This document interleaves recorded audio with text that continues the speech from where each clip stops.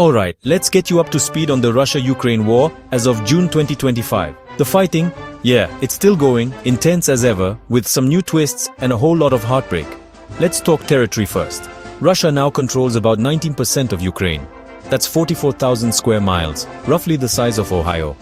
And in just the past month, Russian forces grabbed almost 200 square miles more, pushing further in eastern and northern Ukraine.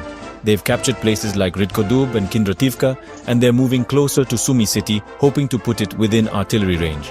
But here's a big point. Russia still hasn't taken any major Ukrainian city, population over 100,000 since 2022. The skies are just as fierce. On June 5th, Russian drones slammed into apartment buildings in Kharkiv, injuring civilians. Ukraine? They're fighting back with their own drones, striking Russian infrastructure in occupied territories, cutting power to tens of thousands. Maybe the wildest moment? Ukrainian drones, hidden in trucks, managed to destroy up to a dozen Russian bombers deep inside Russia, and even damaged a rare A-50 radar plane. And let's not forget the human cost. Since the war began, Ukraine's lost around 400,000 troops killed or wounded. Russia? Over 790,000. Civilian deaths are heartbreaking. 13,000 in Ukraine, 652 in Russia.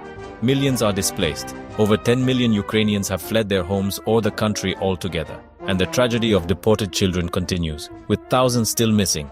On the diplomatic front, talks are going nowhere fast. Early June saw a meeting in Istanbul, but the only agreement was to swap prisoners and return bodies. Ukraine wants a ceasefire, a return of abducted children and their territory back. Russia is demanding recognition of their control over occupied lands, Ukrainian neutrality, and a new government in Kyiv. Not a lot of common ground there.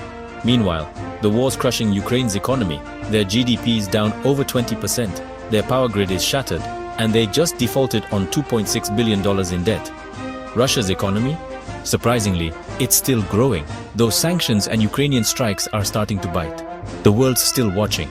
NATO's inviting Ukraine to the table, Western countries are ramping up military aid, and even the Pope is calling for peace. But with both sides digging in, this conflict looks far from over. That's where things stand right now. The battle lines keep shifting, the stakes keep rising, and the human cost just keeps climbing. Stay tuned, because this story is still being written.